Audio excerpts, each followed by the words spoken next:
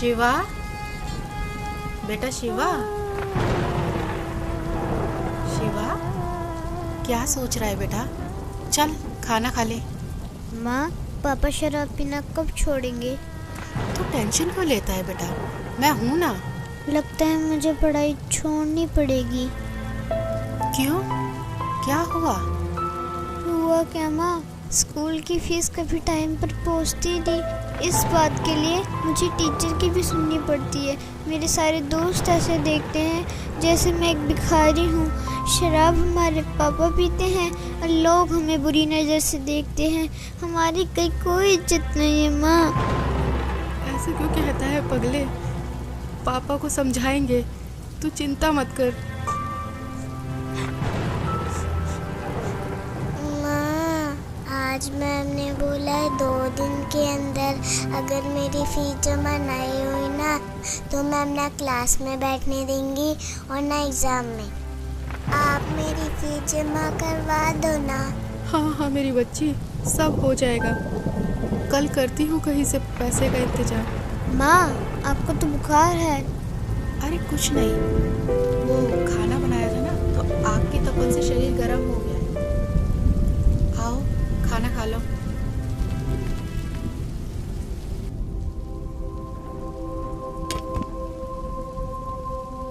और हाँ, पढ़ाई छोड़ने के बारे में सोचना ही मत, समझे? वरना जिंदगी नर्क से बदतर हो जाएगी। करती हूँ तेरे पापा से बात। देख रहा है ना मुझे? अगर उस जमाने पे पढ़ाई पे ध्यान दिया होता तो आज तेरे पापा के साथ रहने के बजाय अलग कमा के खा रहे होते।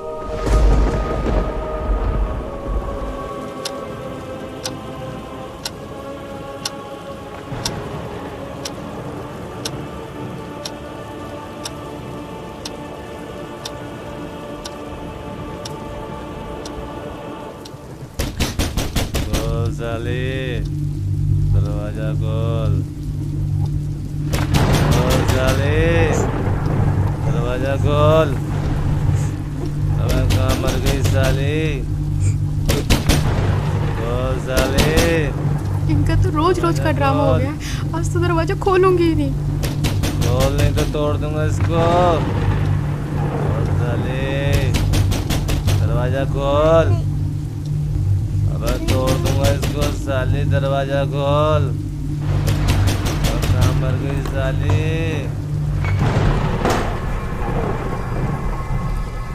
तू करती क्या रहती है साली? इतनी देर लगती है दरवाजा खोलने में? बोल हरामजादी, क्या कर रही थी? देखो मेरी बात सुनो, आप रोज रोज पी कर आते हो, बच्चे भी डर जाते हैं। तू मुझे समझाएगी? अब मुझे तुझसे सीखना पड़ेगा कि घर कब आते हैं और कैसे पीते हैं। तू मुझे समझाएगी साली? तू मुझे सिखाएगी साली? तू मुझे समझाएगी साली? तू मुझे समझाएगी? मुझे समझाएगी?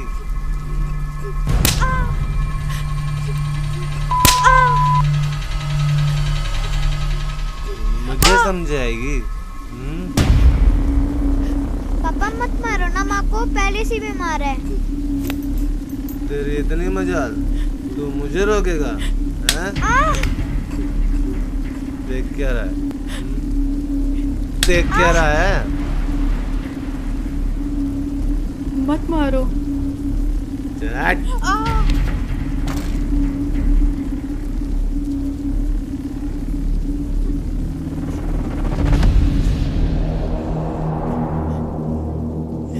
तू मुझे मारेगा साले? मैं भी देखता हूँ तेरी माँ ने तुझे कितना दूध पिलाया।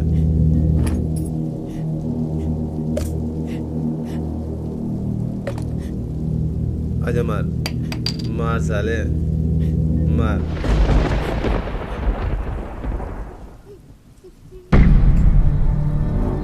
तुम सबको देख लूंगा मैं।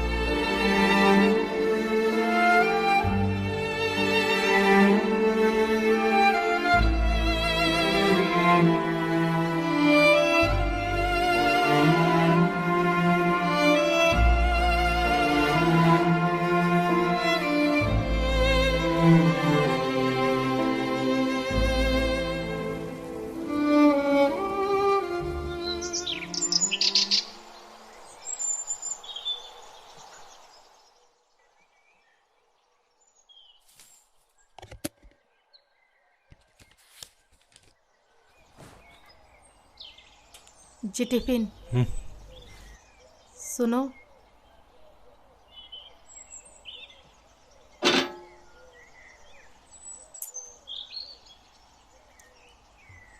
माँ माँ, जल्दी चलो, मैं स्कूल के लिए लेट हो रही हूँ।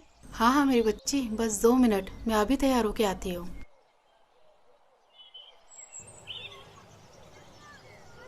शिवा बेटा, तू आराम कर, मैं राधिका को स्कूल छोड़ के आती हूँ। ठीक है माँ।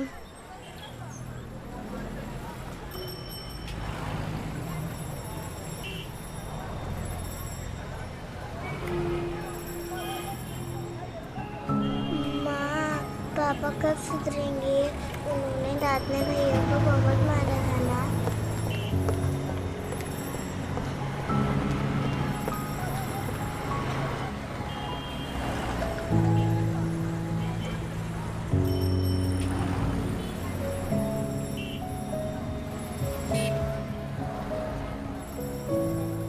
हे भगवान, कब तक इन बच्चों को दिलासा दूं? मेरे होते हुए मेरे बच्चे नर्क जैसे जिंदगी जी रहे हैं। इससे अच्छा तो हम मर जाते, वो बेहतर होता। कम से कम रोज रोज की मार पिटाई और समाज में जलील होना तो बंद होगा।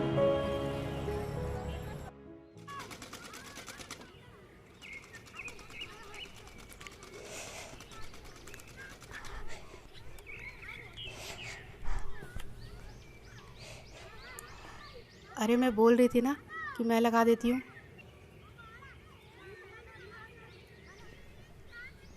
ला मुझे दे। ठीक है।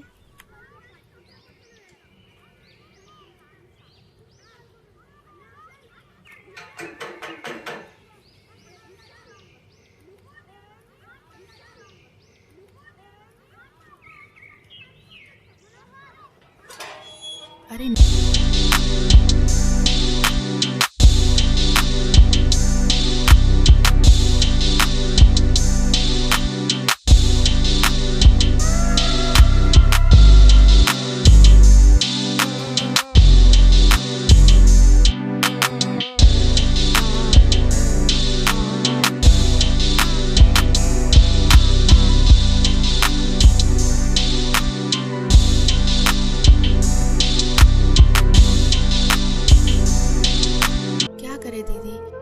पिछले जन्मों में कुछ पाप किए हुए हैं तो वो इस जन्म में भोगने ही पड़ेंगे। नहीं पुष्पा बहन, ऐसा नहीं है।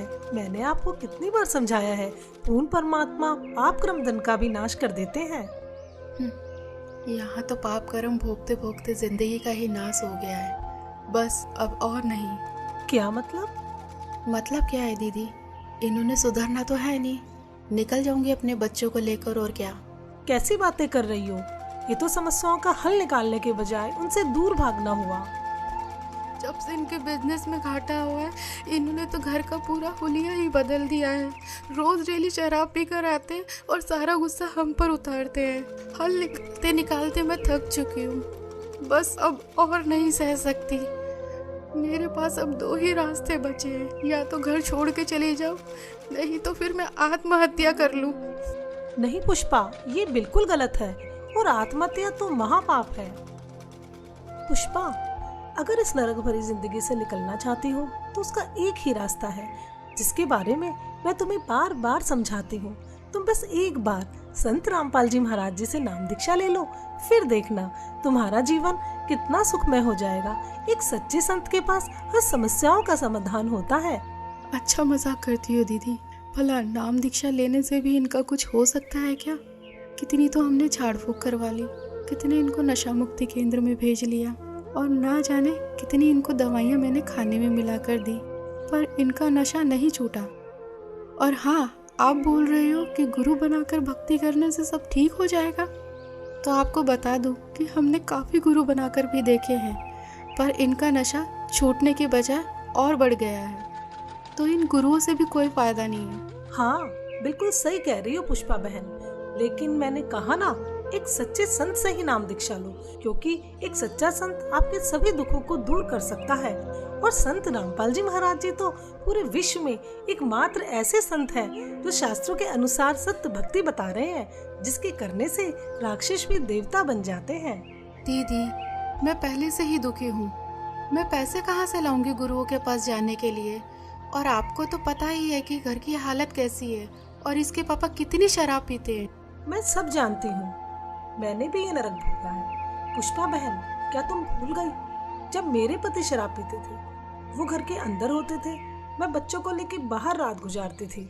जो भी हाथ में आता था वो सब कुछ बेच देते थे। हमें पीटना उनका रोज का काम था।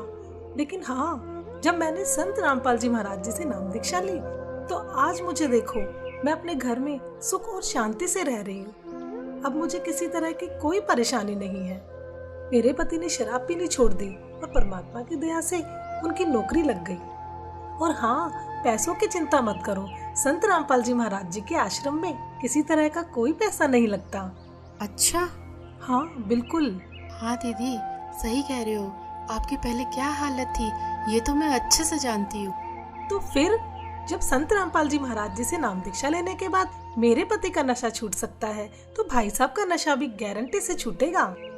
पता नहीं दीदी, वो दिन कब आएगा।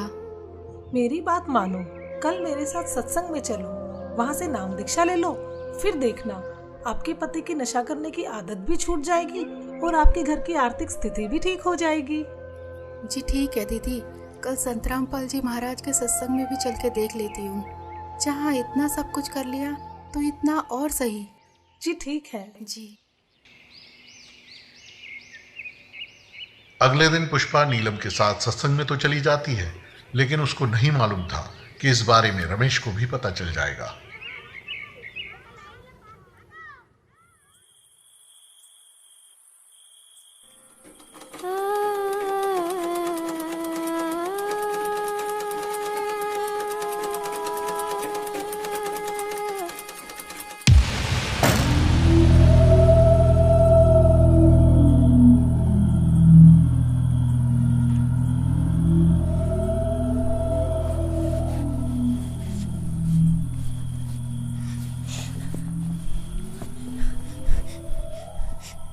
क्यों री, बहुत शौक चढ़ा दे सत्संग में जाने का?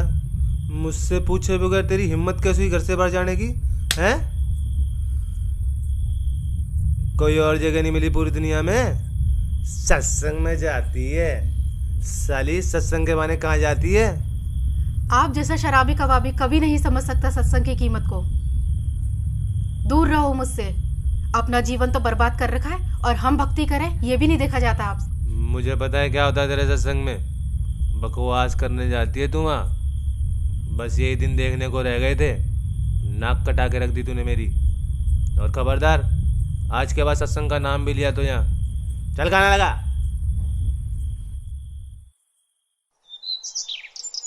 रमेश सत्संग को बहुत बुरी जगह मानता था, लेकिन कुछ दिन बाद जब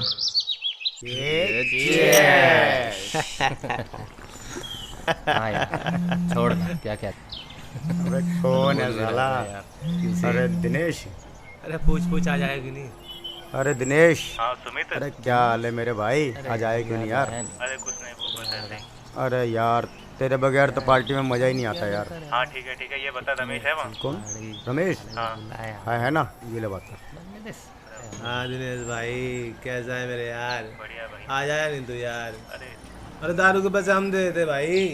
अरे वो सब छोड़, तू ये बता कि तुझे पता है कि भाभी कहाँ जा रही है? क्या मतलब? मैंने अभी मिश्रा की वाइफ के साथ सत्संग में जाते हुए देखा है। इसकी और हाँ, तो आज तो तेरे दोनों बच्चे भी साथ हैं। इसकी तो अरे क्या हुआ भाई? यार क्या हुआ? अरे कुछ नहीं यार, तुम्हारी भाभी आज फिर सत्संग में जा रही है। अरे समझाने उसे, बिगड़ जाएगी वो।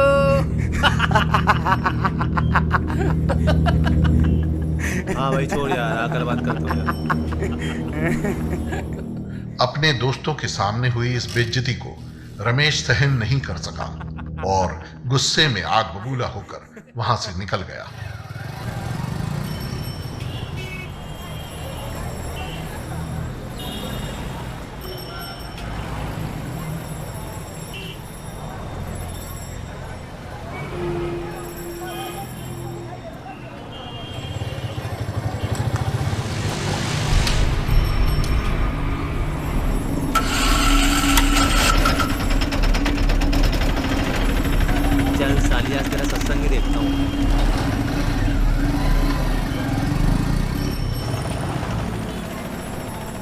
पुष्पा, बहुत अच्छा किया, इन बच्चों को भी ले आए। इन बच्चों को बचपन से ही परमात्मा की सही भक्ति का ज्ञान हो जाएगा।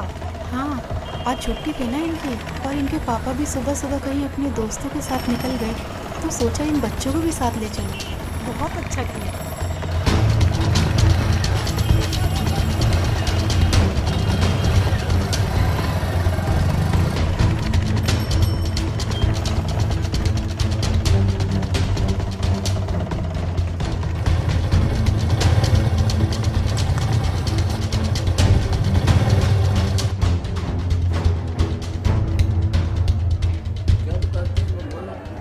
परमात्मा हमें याद दिलाते हैं।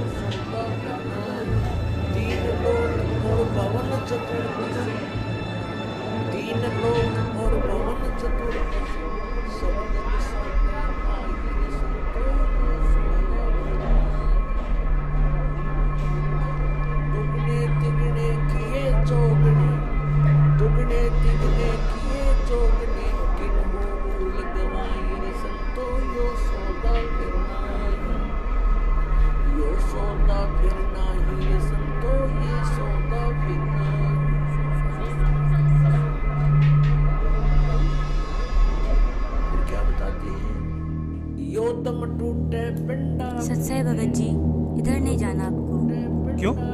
क्योंकि ये बहनों का पंडाल है, आप उधर बैठ के भाइयों वाले पंडाल में सत्संग सुन लीजिए।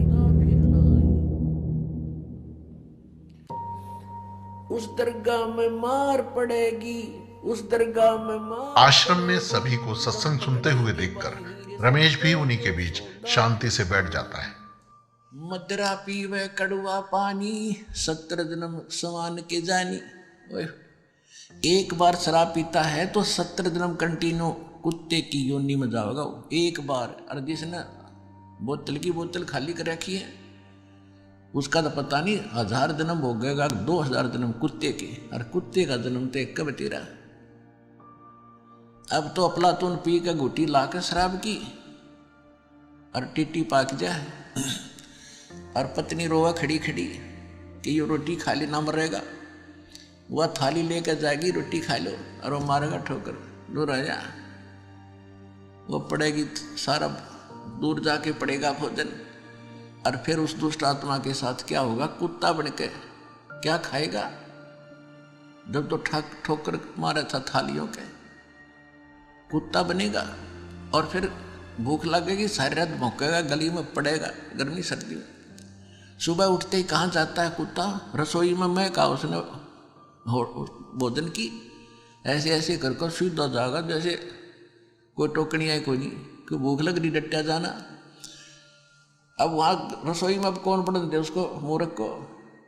कोई देख लेगा घर का सदस्य, पहले उसको करेगा तो, और वो कानों पर घटाड़ा करे, भूख लग रही जोर की, सीधा ही चल पड़ता है वो। फिर उठा कर लठ उसके कड़े में ठोकेगा कमर में, फिर ट्या ट्या ट्या करता जाएगा गली में। फिर कुछ देर के बाद कुछ भूल सी पड़ेगी डंडे की, फिर सोचेगा भूख तक वो अंदर है ही, फिर दूसरे मकान की तरफ चलेगा। वहाँ उसके भाग और दुर्भाग्य, उसने कोई टूक मिला या लठ मिला या जूत मिला। जब वहाँ भी उसकी सेवा लठ से होगी तो फिर वो प्रयत्न छोड़ देता उस दिन का। फिर वो बाहर भागता जंगल की तरफ। वहाँ क्या खाता है? टट्टी खा के आता है। अर्ध पी कर शराब मारा था ठोकर। तो ये कर्म याद दिलाए जाते हैं। ये किसी डोम बाट के गीत नहीं भाई, भगवान की बताई हुई गाथा। और जिन महापुरुषों ने इसका लाभ उठाया वो आपके प्रत्यक्ष कर दिया, और दास ने इसका अनुभव हुआ, और आप भी पार हो गए। इस ज्ञान को जितना फैलाओगे आपको उतना ही पुण्य मिलेगा। ये सत्कर्म मान लेना। सभी आपके भाई बहन हैं, भटक रहे हैं, प्यार से समझाना, क्योंकि प्यार से मानेंगे एक बार तो सबको रिएक्शन होगा ही होगा, क्योंकि काल बैठा है। ये बानी सुना दो, उनको कोई चिप दे दो, वो सुनते रहेंगे, काल भाग जाएगा, फिर वो अपने आप यहाँ आएंगे। आपके भाई बहन विश्व के प्राणी सब एक परमात्मा के बच्चे, ये ध्यान रखना।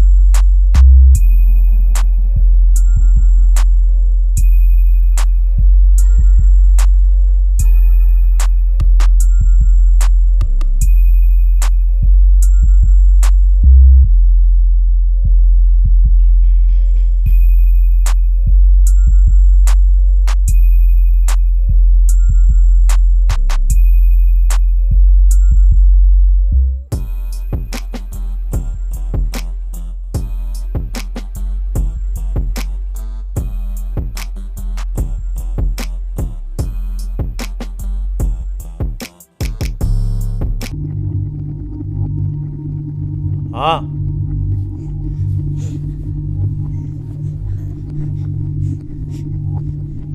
कहाँ गए थे तुम? जी वो यहीं बस वो चुप कर। कहाँ लगा? पता नहीं कहाँ घूमती रहती है। जी ठीक है, लगाती हूँ।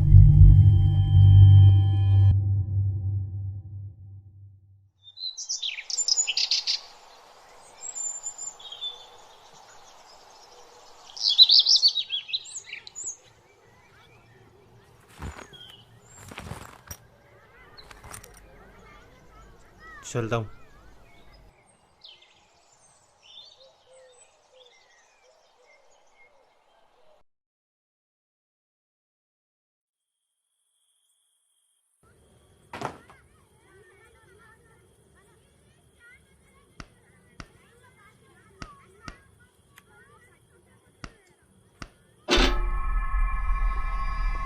माँ,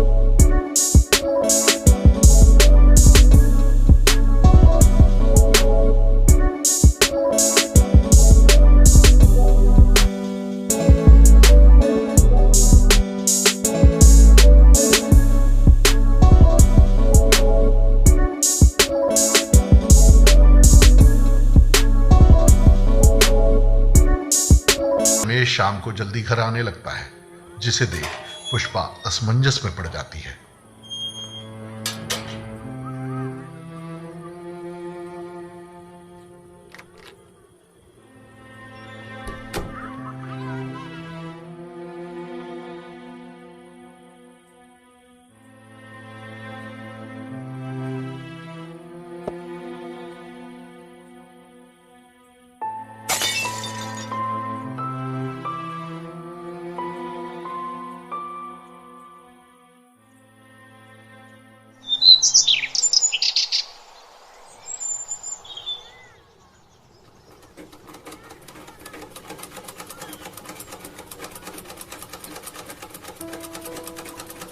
माँ, पापा आजकल दारू घर पर लाकर क्यों पीने लगे?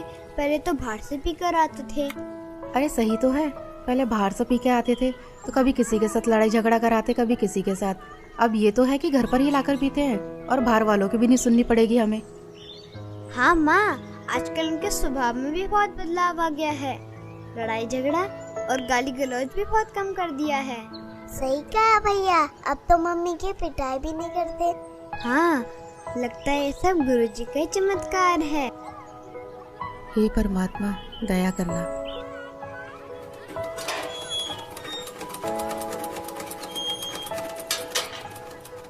अरे नीलम दीदी, आइए आइए।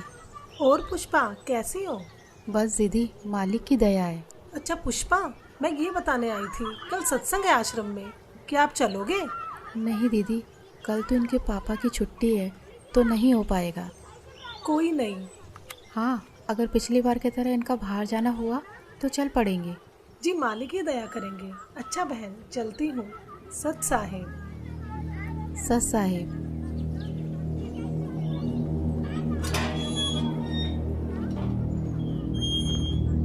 क्या करने आई थी ये? कुछ नहीं जी, वो बस ऐसे ही इनके कपड़े थे तो पूछने आई थी। चल चुप कर, बकवास करती रहती है। और हाँ, कल सुबह मुझे जल्दी जाना है, खाना जल्दी बना दियो, कहीं सोचो छुट्टी है मेरी। जी ठीक है। रमेश की इस बात को सुनकर पुष्पा खुश हो जाती है कि ये सुबह जल्दी निकल जाएंगे तो मैं सत्संग में जा पाऊंगी।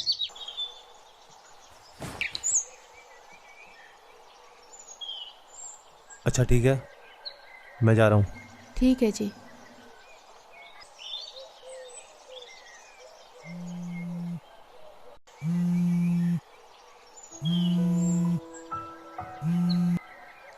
हाँ नीलम दीदी। जी दीदी। हाँ दीदी, मैं 5 मिनट में तैयार होके आती हूँ। जी जी जी। माँ, हमें भी ले चलो ना सत्संग में। हाँ माँ, हाँ बहुत अच्छा लगता है। ठीक है मेरे बच्चों, तुम्हें भी लेके चलती हूँ, चलो। पुष्पा आज भी नीलम के साथ अपने दोनों बच्चों को लेकर सत्संग में पहुंच जाती है, इस बात से बेखबर कि आज यहाँ उसके साथ क्या होने वाला है। कोई आपत्ति आओगी कैसे खड़ा करूंगा। और क्या बताना चाहा था, जो परमात्मा 18 लाख व्यक्तियों को और 3 दिन तक भोजन भंडारे, लड्डू, जलेबी, कचौड़ी, पकौड़ी और दोहर और असरपी दे सकता है एक झोपड़ी में बैठा व्यक्ति, वो समर्थ कितना है। और आपको क्या नहीं दे सकता, पूरे विश्व को खिला सकता, वो पूरे असंख्य ब्रह्मांडों को 1 सेकंड में सब कुछ भर दे, हरा भरा कर दे इस पृथ्वी को, और आपका घर भर दे पूरा। अगर विश्वास करोगे तो ये सत्कर मान लेना, उस समर्थ का सहारा आपको है। हाँ हाँ दीदी, बहुत अच्छा लगा। और मैं तो सोच रही थी, और हाँ दीदी, कल तो कमाल हो गया। मुझसे पूछ रहे थे कि बच्चों की फीस जमा करा दी, तो मैंने कहा नहीं, तो मेरे हाथ में पैसे रख के चले गए। अच्छा हाँ बहन, परमात्मा पर ऐसे ही विश्वास रखो, परमात्मा जो चाहे सो कर सकते हैं।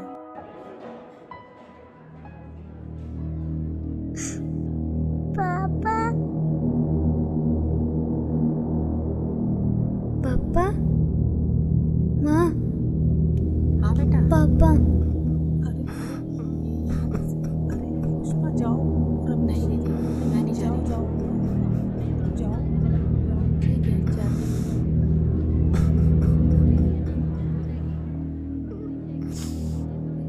मुझे माफ कर दो परमात्मा, मैं पापी हूँ मालिक।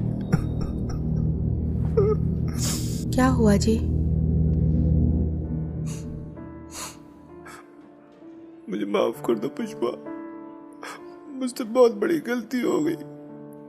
मुझे नहीं पता था मैं क्या कर रहा हूँ, लेकिन आज ये सत्संग सुन के मेरी अंतरात्मा जाग उठी है। मुझे गिलानी हो रही है अपने कुकर्मों में। मुझे माफ कर दो पुष्पा। कोई नहीं, आप रोइए मत।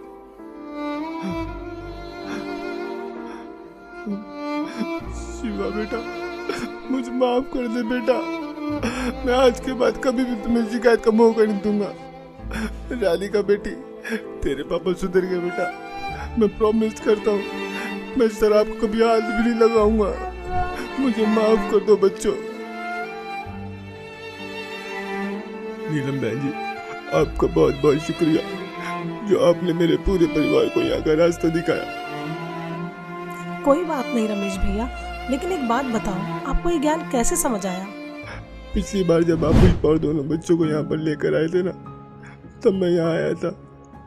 उस दिन मैं आप लोगों के पीछे पीछे यहाँ तक आया था, ये सोच के कि यहाँ कुछ गलत काम होते होंगे तो इन लोगों को रंगे हाथ पकड़ूंगा। लेकिन मैं गलत था, क्योंकि सत्संग में जो बातें बताई गई उसे सुनकर तो मेरा दिमाग ही घूम गया, जिसके बाद मैं किसी को बगैर बताए यहाँ से निकल गया और आश्रम से जीने की राह पुस्तक भी ले गया। बस इस ज्ञान को मैं अच्छे से समझना चाह रहा था कि आखिर सच्चाई क्या है। मैंने घर जाते बुक को पढ़ना शुरू किया और टीवी पर जो संत रामपाल जी महाराज जी का सत्संग आता है उसे सुनने लगा। मैं ये बिल्कुल भी नहीं चाहता था कि पुष्पा और दोनों बच्चों को ये पता चले कि मैं संत रामपाल जी महाराज जी का सत्संग सुनता हूँ। मानो एक रूटीन सा बन गया हो कि शाम को घर आकर दारू पीता था और सामने सत्संग भी चला देता था। वो कोढ़ से दुख होता हो, कुष्ठ से, इतना कष्ट आपको माँ के गर्भ में उस पीरियड में हो जाता है, तो उस समय ये परमात्मा से बार बार प्रार्थना करता है, हे प्रभु, हे मालिक, एक बार इस नरक से निकाल दो। वहां इसको याद भी होता है कि तू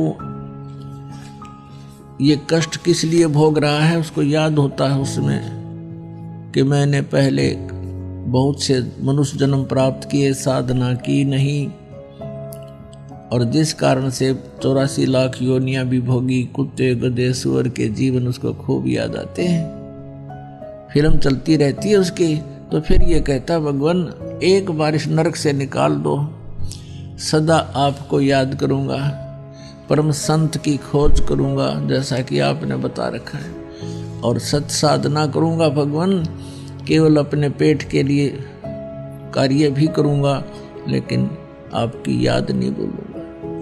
अब परमात्मा कहते हैं बाहर आ जाता है प्राणी और आते ही सबसे पहले भगवान भूलता है, बाकी सारी बकवाद याद कर लेता है। शराब पीनी, मांस खानी, सिनेमा देखना और 36 फंड, बड़ी कोठी कार बनानी, तो कहते भगवान बोल कर सब कुछ याद कर लेता है ये। फिर परमात्मा ही याद दिलाने आते हैं उसको। सत्संग सुनते सुनते मुझे कुछ ज्ञान भी होने लगा और दारू से तो मुझे नफरत सी हो गई थी।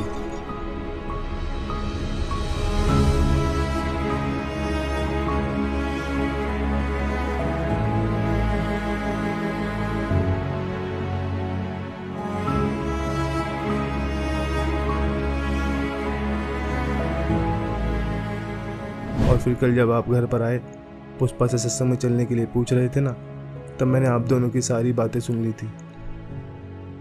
मैं बिल्कुल भी नहीं चाहता था कि पुष्पा और दोनों बच्चे मेरी वजह से सत्संग में ना जा पाए, इसलिए मैंने पुष्पा से झूठ बोला कि मुझे सुबह कहीं बाहर जाना है। फिर मेरे मन में भी आया कि क्यों ना मैं भी आज सत्संग में चलूं, तो आज मैं भी सत्संग में आ गया। संत रामपाल जी महाराज वाकई में पूर्ण संत हैं, जिन्होंने मेरे पूरे परिवार के साथ साथ मुझे भी यहाँ खींच लिया और मेरे अंदर के राक्षस को मारकर एक देवता बनने का रास्ता बताया। सुबह का भूला यदि शाम को घर आ जाए तो उसे भूला नहीं कहते, और अब आप संत रामपाल जी महाराज जी का ज्ञान समझ गए हो, तो इससे बड़ी खुशी की बात और क्या होगी। जी, अब मुझे भी नाम दीक्षा दिला दीजिए, जिससे मेरे पाप कर्म कुछ हल्के हो सके। हाँ हाँ, क्यों नहीं भाई साहब, आइए। जी हाँ बच्चों, आज रमेश भी संत रामपाल जी महाराज जी से जुड़ जाता है और अगले ही दिन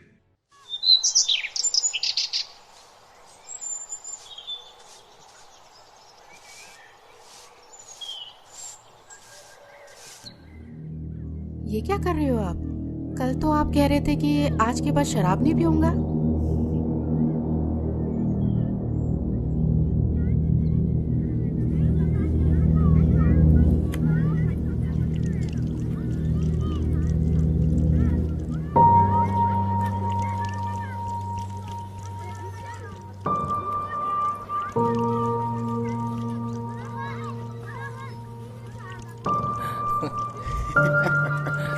कल तो पुलिस वालों ने बहुत मारा यार।